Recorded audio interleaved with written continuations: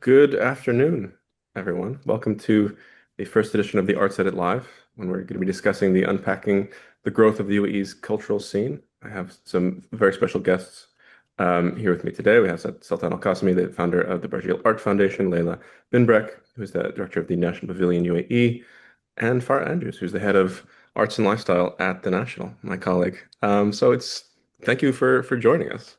It's great to be with you. Great to be It's a here pleasure too. to be here. So, I will be coming to everyone that's attending. We have at the bottom here the Q&A function. So if you'd like to enter some questions in there now or at any time, if anything sparks your interest, I'll be keeping an eye on that and turning to the audience at times, or we'll have some time at the end as well. We can get to everyone's questions. But in the meantime, I want to begin the discussion between us because I think now is an incredibly busy, incredibly exciting time. We've had, I think, a really wonderful time at the National, keeping up with everything and all the constant developments and things that we never expected to pop up, keep popping up. It's just racing all across the country to try to, you know, tell this, wonderful story that's developing all across the Emirates. And I think especially now is a great time to have this because we're right in between, in Abu Dhabi, especially on last Saturday, the Natural History Museum, Abu Dhabi opened, which is just a gorgeous, gorgeous place. I've also gotten a little sneak peek into Zayed National Museum, which is opening to the public on Wednesday, December 3rd, which is just less than a week away, which is also incredibly exciting. I can't wait to explore more.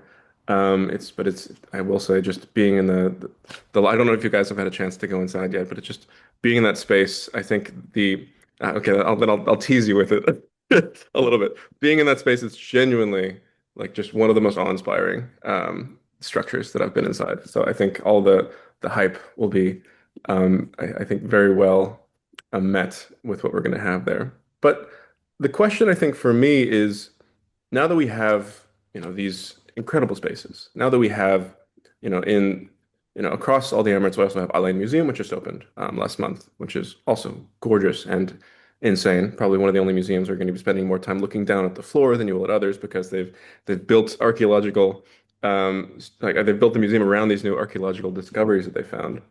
But having all these different ways in which the UAE's culture is being defined, what do these institutions need to be doing next? What is the next era of cultural development need to prioritize?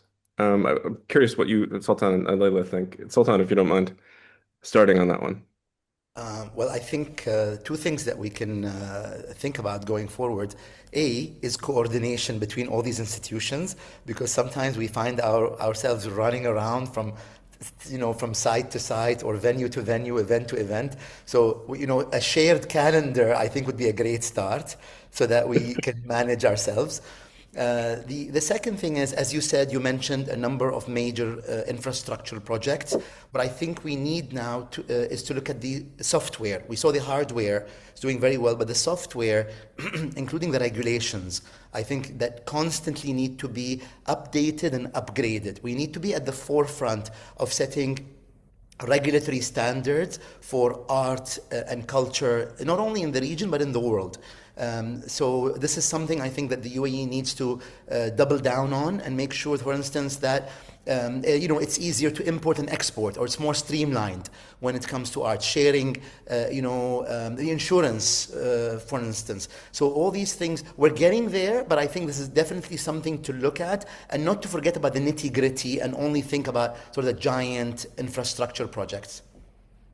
Yeah. Absolutely. Yeah, no, definitely.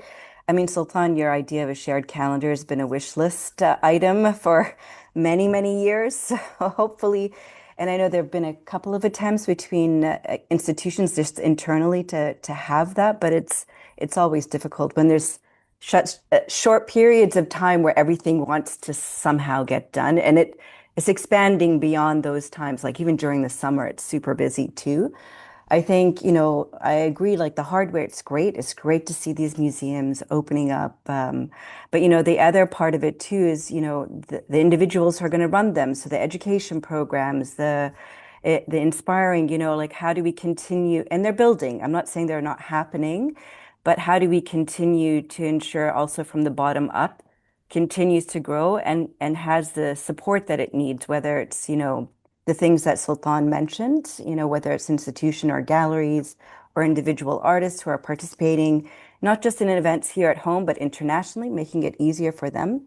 But also just, for organizations that, do want to focus and support the arts, let's say, how do we enable those institutions or individuals, to, let's say, support either through space or through funding or through courses that they're going to offer. So there's still a lot of work to be done that way. Absolutely. I mean, Sultan, would you mind defining a bit more what you mean by developing the regulatory frameworks, and without getting like too in the weeds, like what exactly will those changes do on the other side of that? Like what will once we have those sorts of things, what will be the material changes that you'll be able to see with these institutions? So for institutions that are like us, and there's so many others, we're so fortunate, there's so much going on in the UAE.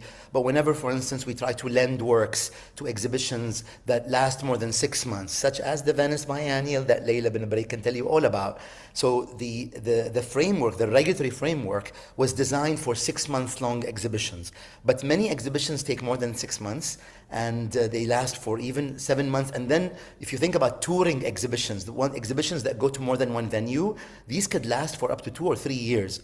And so we need to upgrade the framework, the regulations, so that it's easy to import and export. We need to allow people to apply for non-profit status. So in the UAE, we don't have that. It's not as easy to apply for non-profit status.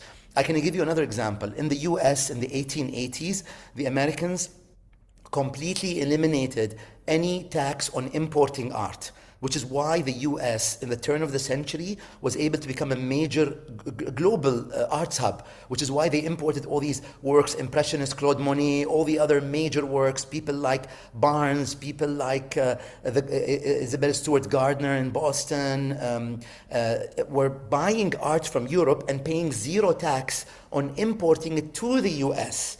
Once it's in the US, if you want to sell it, they tax you.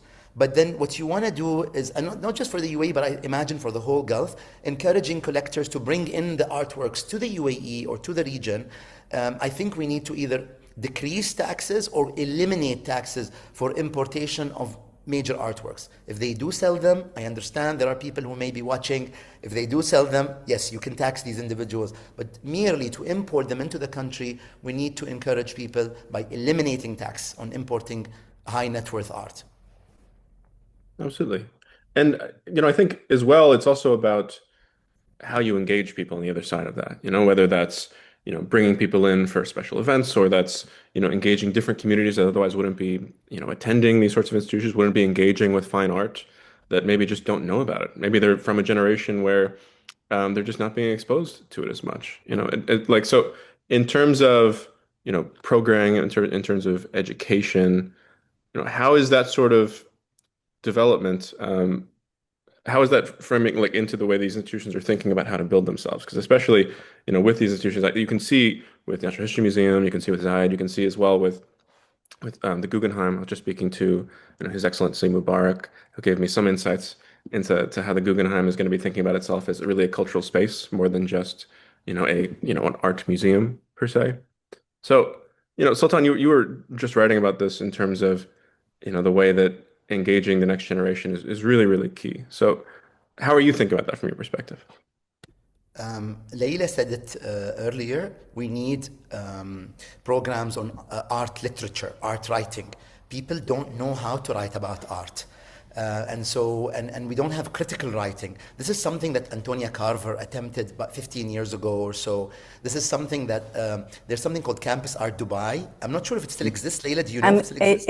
It exists, but it's no longer, it's more of an internship program now, I rather, which see. is still really important because it Mhm. gives gives individuals more practical experience. But Campus Art Dubai, you're right, back in the day was about critical thinking around creative thoughts, whether it's writing, producing. So architects, writers, artists, musicians, they would apply and together collectively would review and critique each other's work, which we need more. We're a very polite society. Somebody said that recently. in another talk that I was in a couple of days ago, and it's true. We're super polite.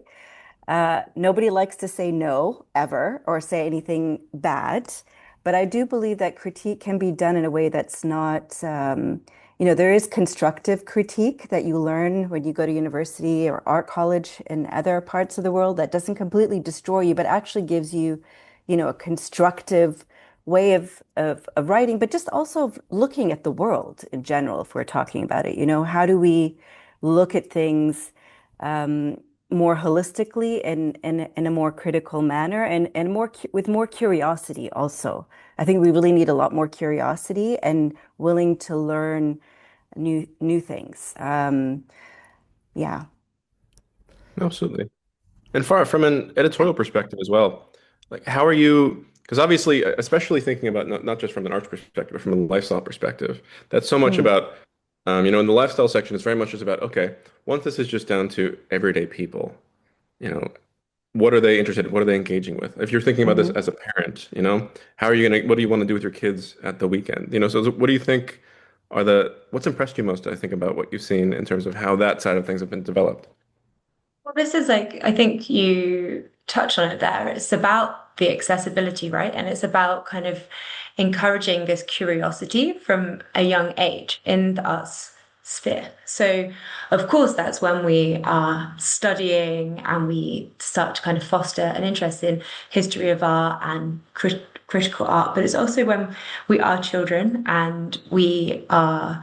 I grew up between the UAE and the UK, and in both countries there was the kind of the places to be able to go and visit and see and explore different art scenes and history scenes and museums.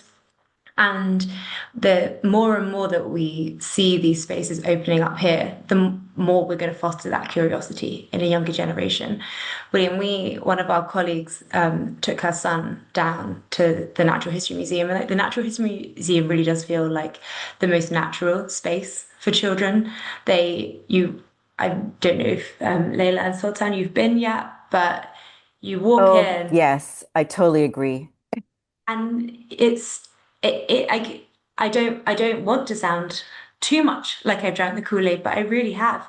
You walk in and there are these enormous dinosaurs that you see before you've even got a ticket. So you can go down to the cafe for the day and still see something truly remarkable. And then that's a special place to be able to take children and kind of like use the phrase I used already, foster that curiosity. And then as you go through the museum, there are kind of these small spaces that are just for children and places that they can explore. And I've been twice now, and on each time I went, I noticed something different. There are little Easter eggs around the museum, little things that you won't notice the first time you go, like a tiny fossil in sand in one of the spaces, and places that are just for children to be able to go and excavate. And that just really does like spark something, and it is a curiosity. And um, Dr. Peter Gerhard had sort of said that the best thing about opening this museum has been seeing the children come down. And I think that that is where we kind of, it begins, right? And that kind of space to encourage it, as well as in the museum, there's a play area. Fantastic. And so that kind of just encourages people to come back time and time again and explore new things. And that, I think, is a really important starting place. Yeah, I'm I I'm think proud that our just first review was from a 10-year-old. But yeah, Yeah, Layla, no, I mean, it's important with the national. I mean, honestly, I can't wait to bring my nieces and nephews to go to that museum. And I definitely want to go back again. There was so much to see. But I think one of the other challenges that we still also have to kind of address is that there, you know, we talk about education, we talk about curiosity. I know for some, for some okay, who have kids and are in schools, not every school is incorporating art history that's relevant to the region, let's say. So there's no grounding in place. And I think we need to, the Ministry of Education, the Ministry of Finance, the Ministry of Culture, everyone seems to be working in silos. So even on that government, I mean, it's great we have these museums.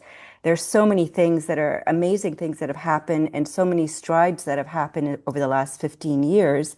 But I think now, as Sultan mentioned, we need to get a little bit into the nitty-gritty. And, if you really want to foster that curiosity and build a community or a population or that are truly interested in not just the visual, but like in everything, you need to start from when they're young in school, in education, about how they receive the stories, not just from depending on which school you go to from that, kind of background of education. But we're here in the UAE, we're here in the Gulf. I believe that there should be some kind of mandatory or like some toolkits that are handed out to schools from an early age that, go all the way up into high school to make them more connected to place and the history and the stories of place as well. Because not everyone's going to go to the museum every day, right? But they're going to go to school every day. So this is a way of, creativity is a way of thinking beyond being able to go and see the museum is like that the cherry and the icing on the cake to me. That's great. If you have that opportunity to do that, it's amazing. And in the UAE, they really make it accessible. But I think you need to start from the ground up to how do you generate a generation who has that way of thinking creatively with curiosity as well. And that starts on the ground. So I think, all of these things need to start talking to each other a bit more. I don't know, Sultan, what your thoughts are on that. I completely agree. I remember writing about this a number of times that we need to foster, education throughout kindergarten, what the Americans called K to 12. I remember when I was teaching in America, they would bring me in to do this K to 12. Do we have this in the UAE where you teach the teachers? So this is maybe something that we can do. We can bring in the teachers themselves and teach them about modern art so that they infuse their curriculums with examples of modern art from the region, or modern and contemporary art, of course. Or even Yeah, give them toolkits so that they can create their own. So there are many ways that it can be done. And I know that there are conversations about doing these things, but they haven't been done yet effectively, I don't think. yeah, absolutely. And I think I mean, if I'm going to jump in, not just as a moderator, but just putting my opinion in for a little second, but I think part of what's been amazing to watch in the development of all these institutions and the development of the UAE, and including just the development of the UAE's population, as you have people who generally want to be here because they want to experience the culture. They want to put down roots. They want to spend their lives here. They're not just like, oh, I'll go do it. No, no, I'll go.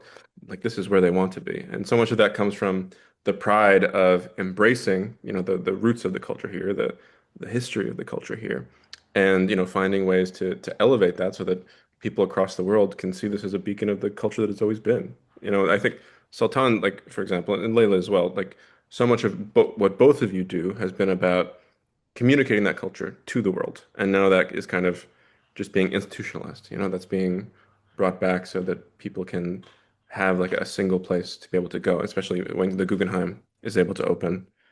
Um, so much of I think what both of you have done is kind of crystallized in a single location. Would you say that? Is that for me? Whoever wants You to jump can in. Leila, go why first. don't you answer No, this, no, you Leila? go. You answer this. Um, okay, so I don't know. I feel like I have to formulate my thoughts a little bit. But I think there has been a lot of work. The things that Sultan, I remember Sultan back in the day when I was at the Third Line Gallery, and, he was starting his journey as I mean, like, how things were back then in 2006, 2007 is a very different community where we are now is very different, right? So you do have books that are written about Arab artists. You do have artists from here and the region collected by international institutions. You also have a lot of programs where a lot of this younger generation. So, I can see it through the internship program that we run, that the kind of candidates that we get every year applying to it are a lot more aware of their stories and their histories. And that's because they have some amazing teachers in the universities here. Um, but it is like Sultan said, we do need a little bit more of that ground up thing part for more.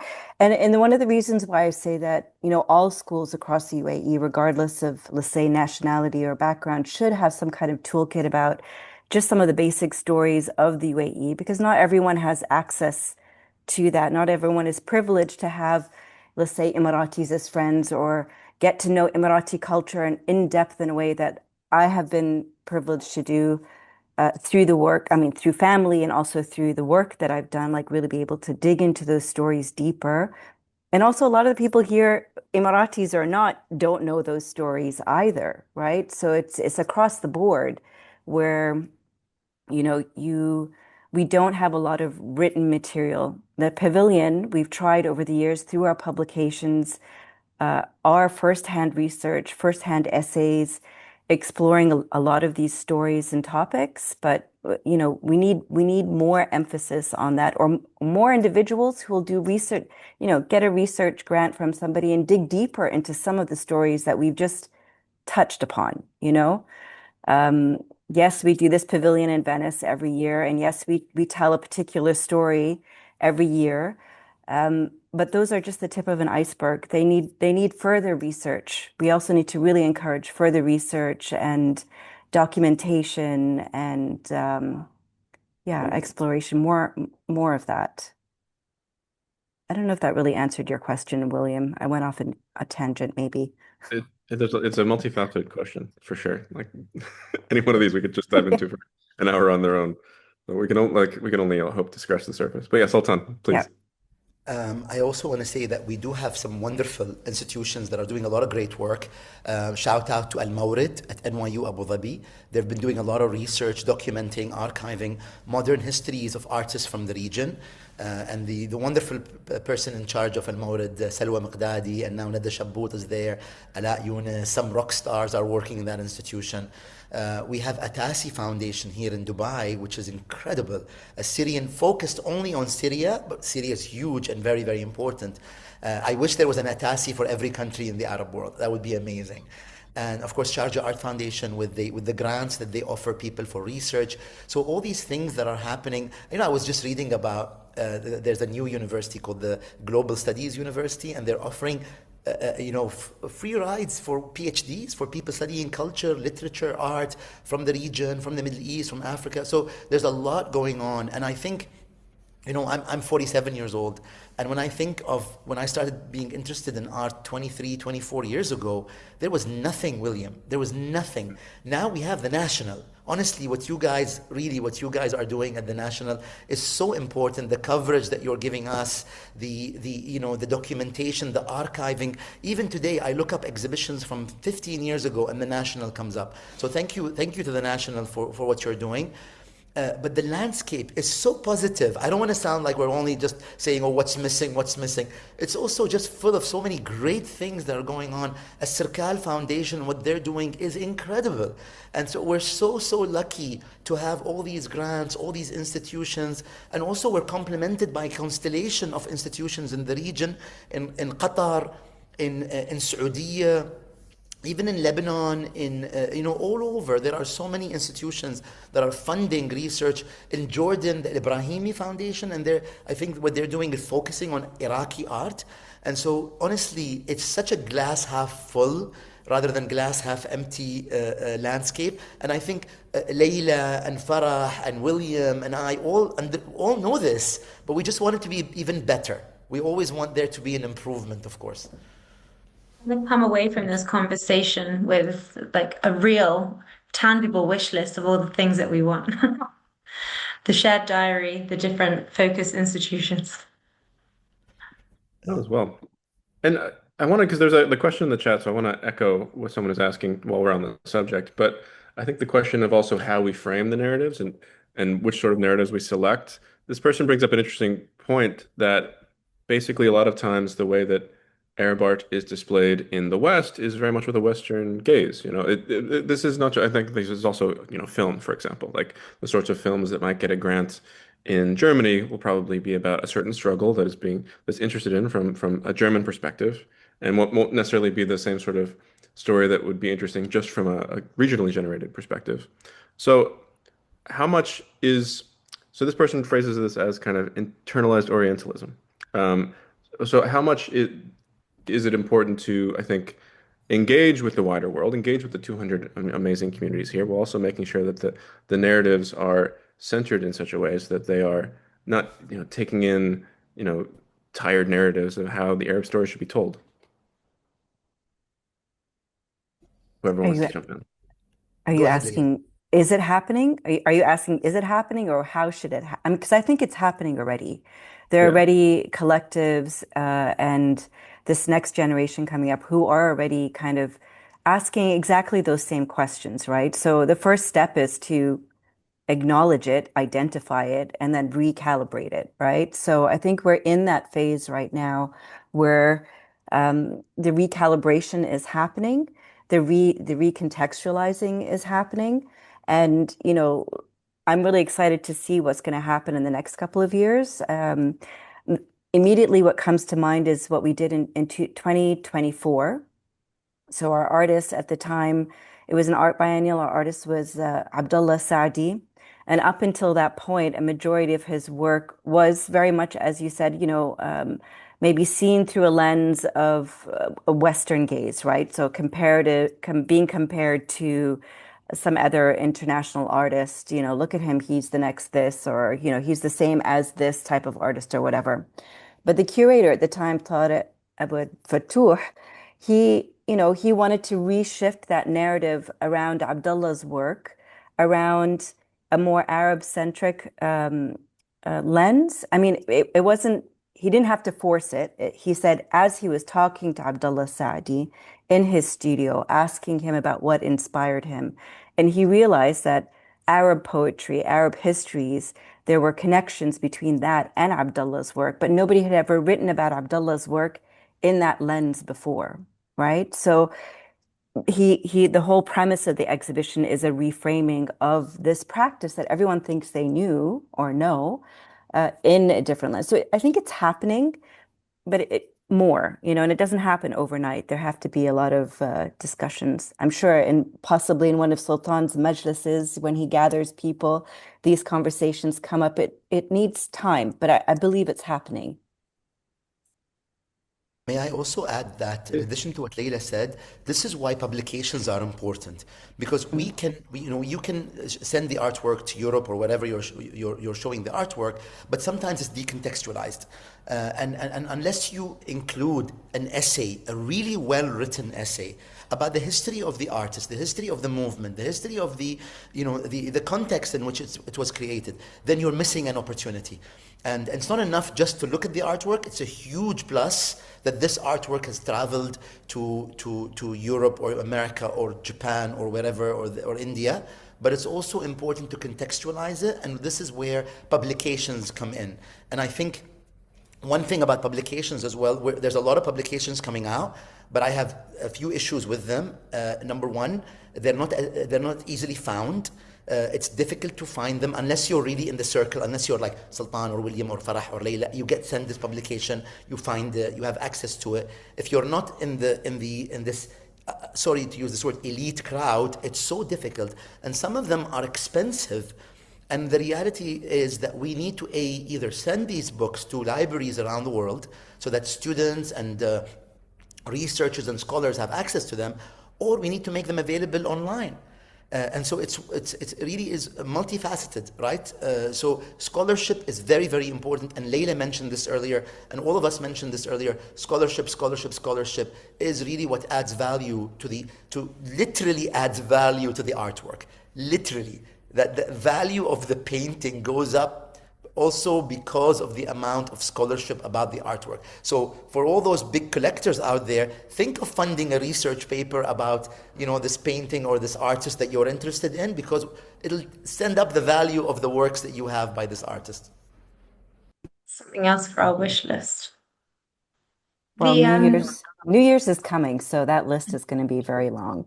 It's time to make wishes. Just to add from my point of view, which is I'm far, far less embedded in the art world than our two participants today. But what I notice at events like Abu Dhabi Art and Art Dubai, so Abu Dhabi Art is obviously very, very fresh in my mind, is that you attend these events and we have such key art spaces from the UAE that are exhibiting and displaying works in an incredibly accessible forum, that it's not a particularly intimidating forum, or space, which I think from people that aren't in the art world, very embedded, the crowd that you just referenced, Sultan, that there needs to be a space that people can come and see and appreciate art. And the fact that we have events like Art Dubai and Abu Dhabi Art and then Nomad, that we have the platform that displays incredible works from artists from the UAE, artists from the region, on a par with international artists. So at Abu Dhabi Art, we had local galleries displaying their works, and then one stand across, we have opera, which has got Picasso's on the wall. And so it's great to kind of have that kind of level platforming that gives people and artists the chance to shine. Like if we look at the emerging artist space at Abu Dhabi Art, it was the most busy section when I was there. And so great to see young Emirati artists being platformed by Issam Khoubaj, and that too. I think that's something that the UAE is doing in a very, very impressive way at the moment. Absolutely. And just a reminder, if anyone wants to jump in with the Q&A box, I'll be keeping an eye on that as well. So if you want to join the conversation, the best place to do it is there at the bottom of the chat. But, Farah, I think you've brought me to an interesting point as well, is that it's not just about, I think, contextualizing and amplifying the art that already exists. It's also about creating a space in which, work is being commissioned. It's being, cultural creation. Like the next generation is being identified, and those voices are being amplified within a system that puts those works in a context, in a historical context, in a cultural context. So in terms of, both like Sultan and Layla, what do you feel now that you've both observed that sort of cultural creation for so long? What are the key lessons on that journey that I think, need to apply to the future? Maybe things that weren't as prioritized to begin with that you kind of learned. It's like, okay, no, we need to make sure that we're also making sure that this aspect of things are done. Whoever wants to jump in first. Um, okay, Sultan, you're gonna let me go first, right? I don't know if there's any, I don't think you can say it's any one thing. I think it's multiple things. And I also think that, a lot of things have been happening and we're shifting. I think we're very much in a moment of shifting and changing. And there are definitely more opportunity. The one thing that I would say within the ecosystem, because we have the galleries, we have institutions like, Sharjah Art Foundation, Art Jamil, Al Circal, you have the 421s, the Manarat, you have all these spaces, and then of course the museums and everything else. I think the one thing that maybe we could do a little bit more encouraging of, let's say, are maybe two things. One is so right now, a lot of things are funded governmentally, let's say these larger projects. We need the private sector to step up, maybe a little bit more, and start figuring out how they can also support some of these initiatives, whether it's through artist residencies, whether it's through fellowships for research or music production or whatever. So locally based institutions, so not international ones, but homegrown ones. And then also, I lost my train of thought. There was a second one I was going to say. I've totally forgotten it right now. I can When I jump in. remember, I'll jump in. I, Jump in. one thing that I think that we urgently need to do is start recording histories of artists who are still alive. Artists who Yeah. are now in their 80s, some of them 70s, 80s. There are artists even in their 90s, and there aren't enough resources available about them. And so, Mm. unfortunately, honestly, William, in the last 10 years, we have lost so many great, important artists from the region. They've passed away. whether it's in Iran, whether it's in Iraq, whether it's in the Gulf. We've had, Munira al-Mosli passed away, as well as Safiya bin Zagar in the last few years, the two founders of the modern art movement, female founders in Saudi. They passed away. We don't have enough resources about them. So what we need to do now is, as much as possible, interview, document, research, record interviews with artists. These will come in handy in 5 years and 10 years. And so this is something I think that we can do urgently, because we are now barely able to catch the 60s decade. In the next few years, we'll be able to catch what happened in the 70s. So the sooner we work, the better. And I think this is for a lot of young people who are listening today. One thing you can do is find an older artist who's unknown and start recording their histories. And I can send you names. There's so many who are lesser known today, but in a few years they would be more appreciated. And it's important that we document their histories as soon as possible. When you talk to these, I mean, we speak to artists, like when you talk to these artists, especially the aging artists, what are the sorts of things that they feel that they need? What are the things that they want? What are they missing? I'm in touch with this artist, a Syrian artist called Walid al-Shami. He's based in Sharjah. He must be in his late 70s. He's exhibited in the early 70s in Damascus. He hung his artworks in the gardens in Syria. So that was really a radical move for someone to take their art and hang it in the gardens and hang it in the parks in Syria. There's nothing about, no book, nothing, no documentation. So he lives in Sharjah, he lives in the UAE. Nobody is talking, nobody's trying to interview him. Everybody's trying to go after the same 10 or 20 names that we know. And I love these 10 or 20. Some of them are like family to me. We love them. But then, we have to be original. We have to go out of our comfort zone, go and approach artists that are lesser known, artists who are equally important. And I think what they want is some recognition. Honestly, William, I mean, as an art collector, it makes the biggest difference for me when I find out that the context in which an artist has worked, or why she named her painting such and such, or where this work was shown.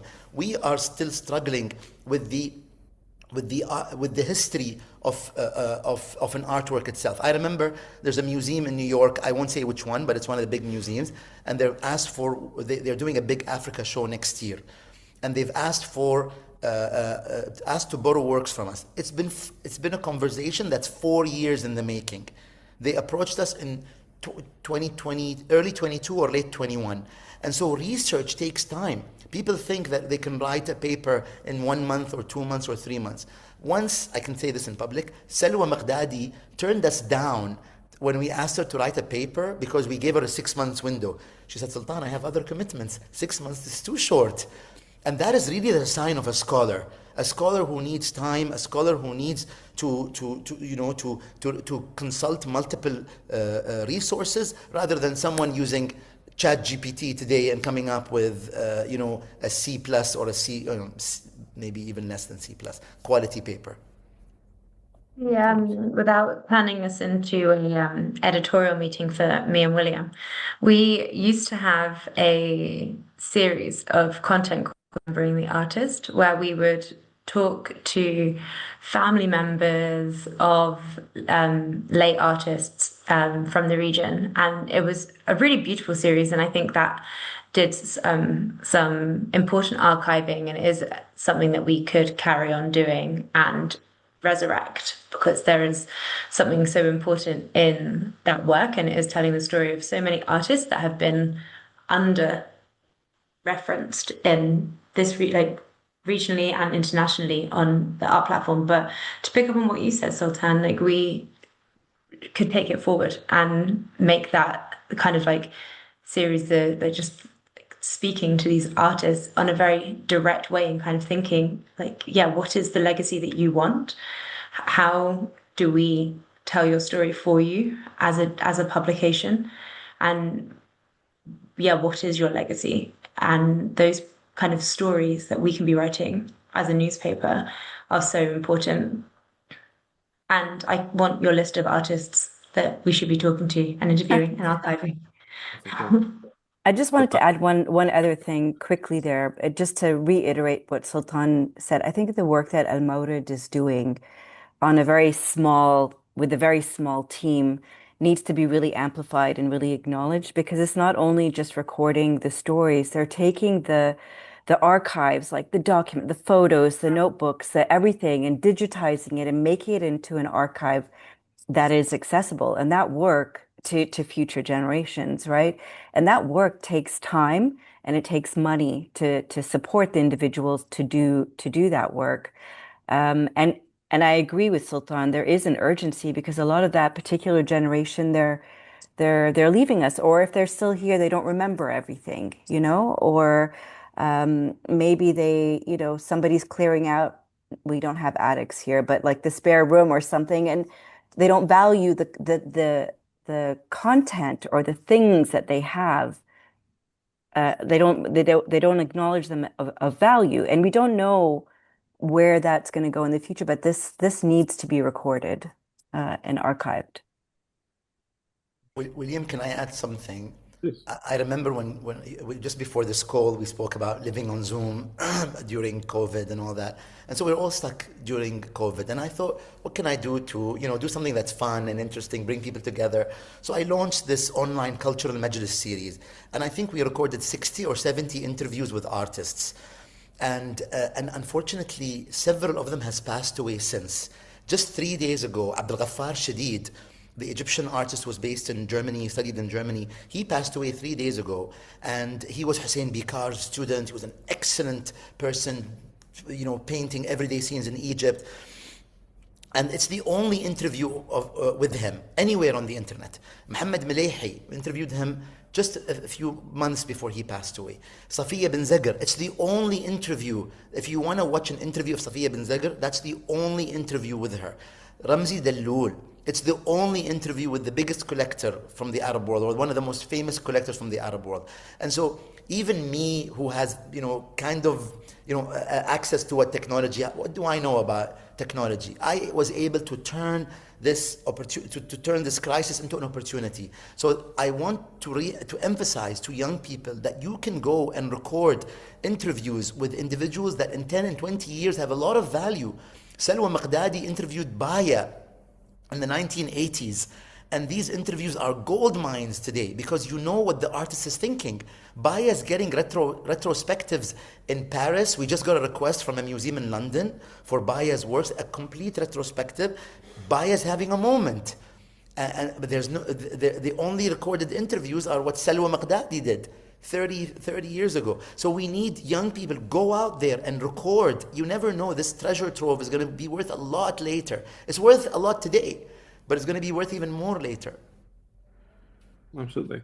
And in terms of, we haven't talked about collectors as much, but in terms of educating young, Arab collectors, in terms of making sure that they're not just following whatever's, popping on international auction houses, and is also that value is being identified from the region rather than just from externally.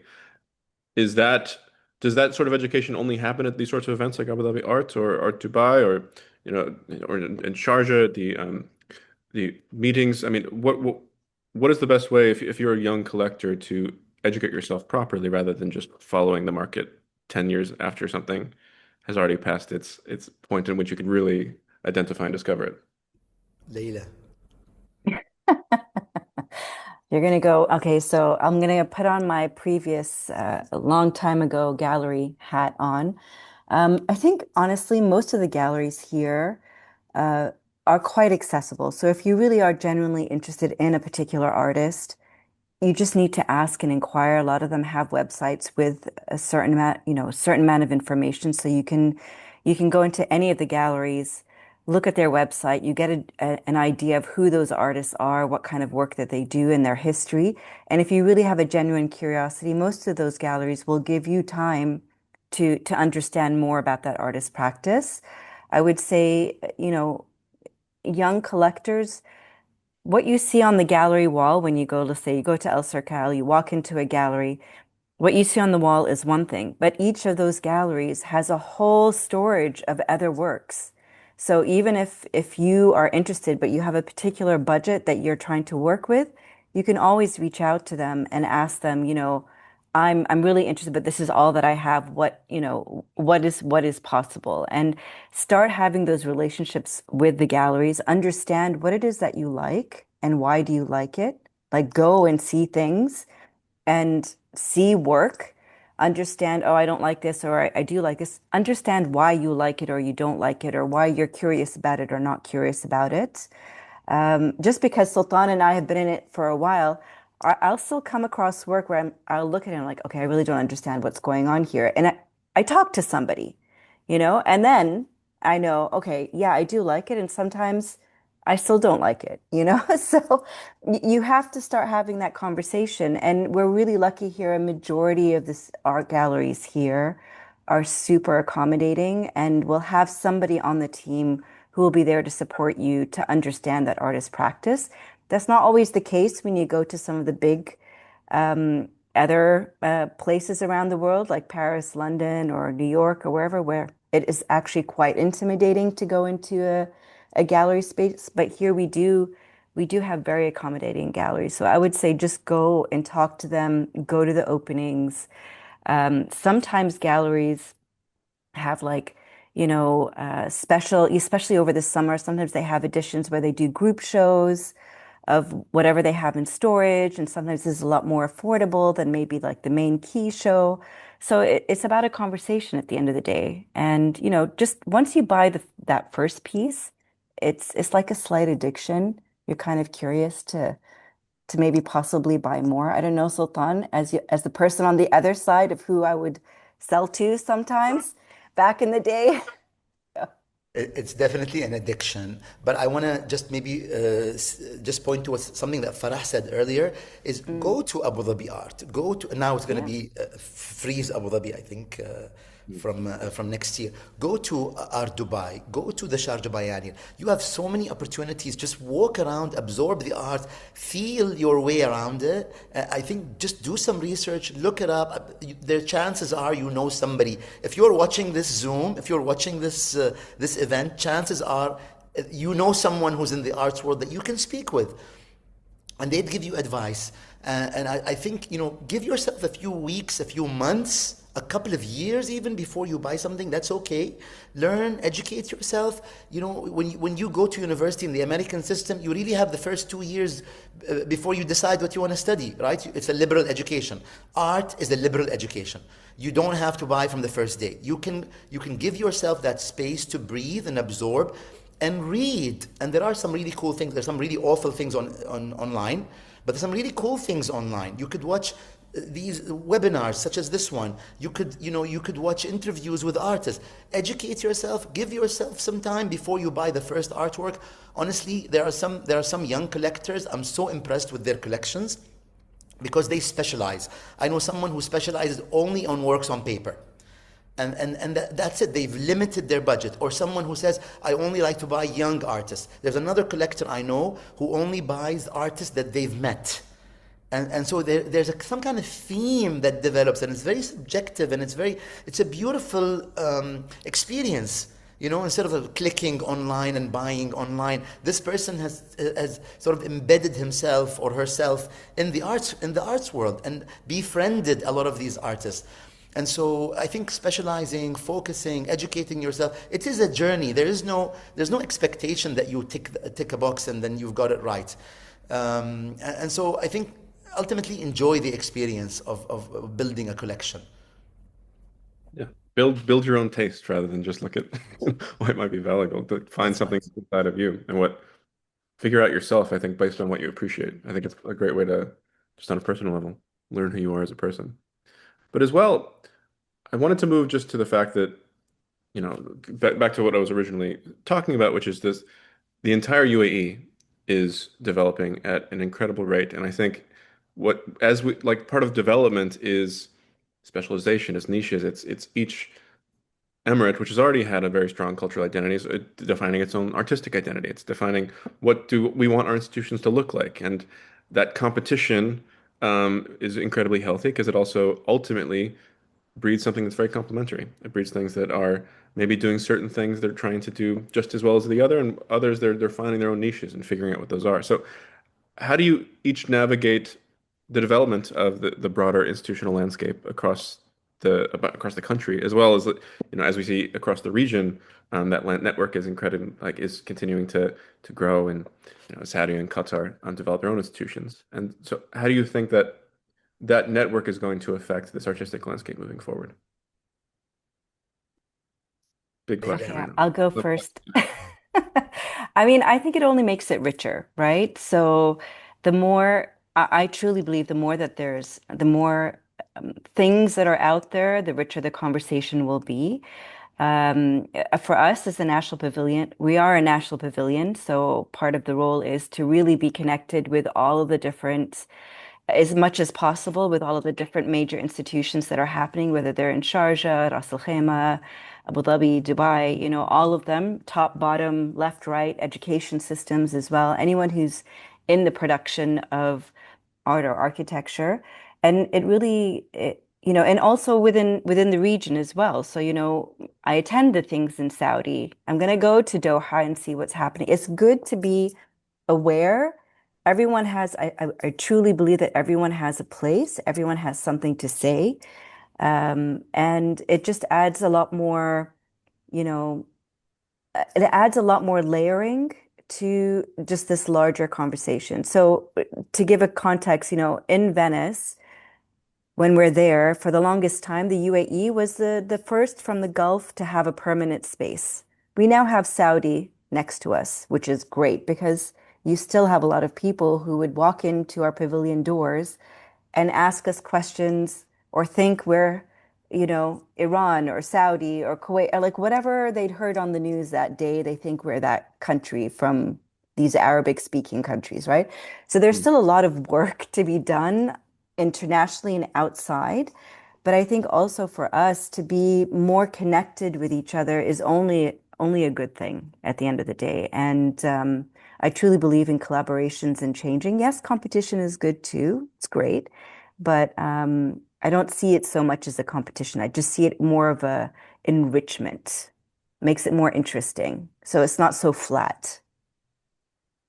fact that you're even able to ask that question is, I think, just the biggest indication of the growth of the cultural scene in this country, and the change that we've seen in the past 15 years, where it definitely no longer feels like, oh, there's a museum, a gallery. And it was never just a gallery, but so I'm exaggerating for the sake of a point, but it's not just a box ticked.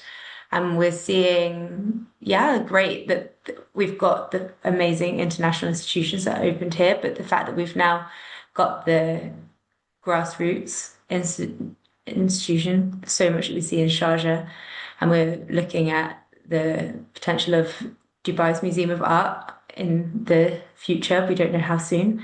And so there is space for all of it in every emirate and in each of the nations, in different Gulf nations. And yeah, to repeat myself, it isn't just a box ticked. There's a gallery that we can go to, a museum that we can go to. And that just will continue creating a more diverse ecosystem of Mm. creativity in this part of the world. I just want to say, and just to add one more thing, I think that ecosystem used to exist in the 70s and 80s. Artists from the UAE used to correspond very regularly and collaborate on works with artists from Kuwait and Egypt and Syria, Iraq. There was a very rich cultural dialogue that was happening. And in the UAE, it used to center around the Cultural Foundation, right? Which reopened, I don't know, what, 5 or 6 years ago now, but had been closed and for a while there, it kind of all disappeared and went quiet. So, I always want to reiterate that a lot of this, some of the things, obviously the museums are new, but this kind of um, practice of collaboration and cross culture, cross, country dialogues and everything else existed before Mm. and is now coming back, I would say, coming back again in this particular generation.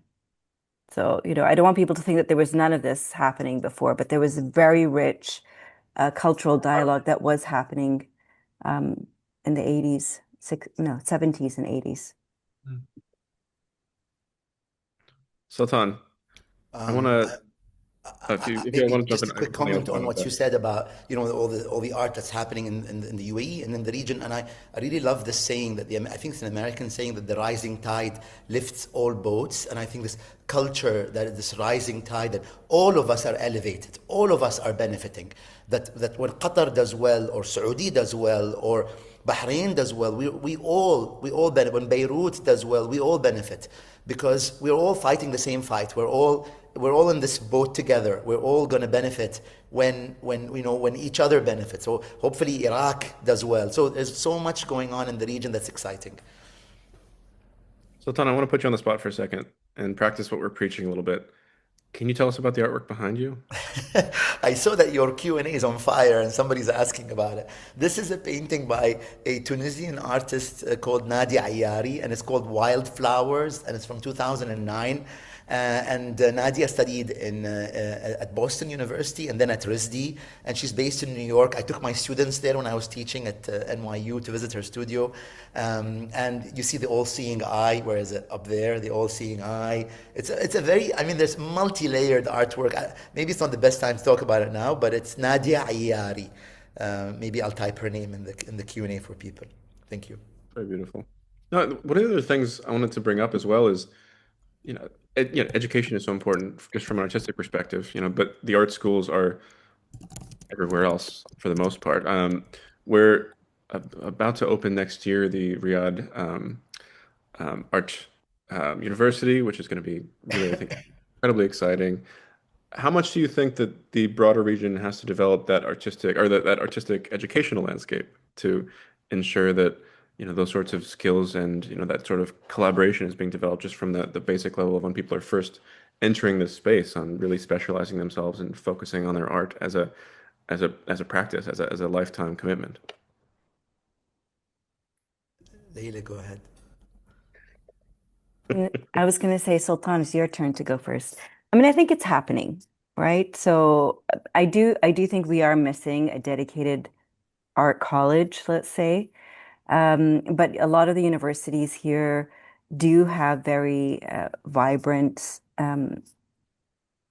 art or visual arts edu courses within a larger creative or multidisciplinary courses that they do.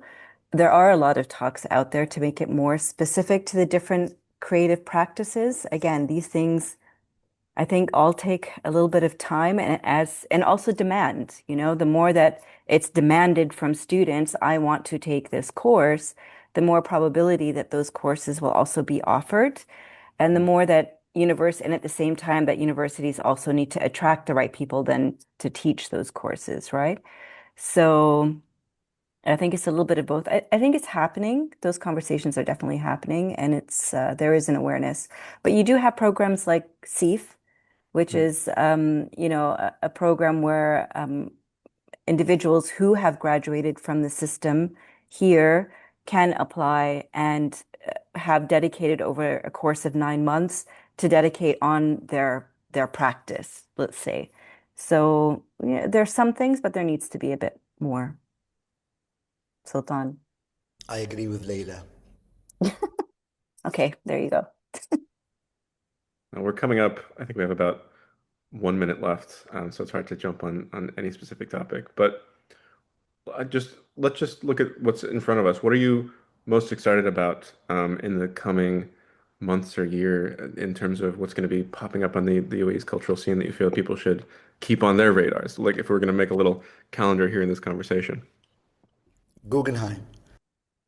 Oh, for sure. Well, I'm gonna, Kamaya. yeah. I mean, we know the one that's just coming around the corner, Zayed National Museum, obviously. I would encourage everyone to go and check out all the museums. And but also just, I mean, there are so many things. Sharjah Biennial is coming up next year. Art Dubai is coming up next year. Uh, if you are able to travel to Venice next year, our exhibition is going to be amazing, curated by Bana Kattan. and visit places like, if you can, before it closes, go visit Ala Yunus's show at NYU Abu Dhabi. It's an amazing, amazing retrospective of her work. So yeah, those are the ones that kind of really pop into, I don't know, I'm sure I've missed some, Sultan. You can fill in the blanks. You know, William, I'm sure Layla suffered from this as well. Whenever we mention someone, I feel guilty that I didn't mention someone Yeah, else. So yes, honestly, thank you to everybody in the UAE art scene. Every people I didn't mention, thank you for what you're doing. Thank you for elevating the culture and art in the UAE. Thank you to the National for covering and telling us what's going on because otherwise I won't be able to keep up. yeah, We're doing our best to make sure that nothing falls through the cracks because there's so much in the best possible way. So we just want to make sure that all those stories are told. But yeah, great. thank you so much, and thank you so much to for everyone for joining us. Looking forward to continuing this conversation as it is incredibly multifaceted. We're only, as I said, able to scratch the surface. And thank you for We're that done already, are we? was That that hour was went by really fast. as it should. That's what you should be saying. It's just like Mm, Fine. I'm sure everyone that's been watching felt the same way. But yeah, we will. This is definitely just a conversation. It's just beginning here. Please stick to the pages of the National, or whether that's web pages or print pages or Instagram. Do they have pages? I don't know. You know what I'm saying. But we will continue to tell this story across all platforms and media. And I'm excited to continue this conversation in person as we meet you guys at all the upcoming events and openings and amazing things that are going to be happening across the UAE. So thank you so much, definitely. panelists, and thank you so much for everyone for joining us. Thank you Thank for you, William. inviting. Thank Thank you. you. Pleasure. Take care, everyone.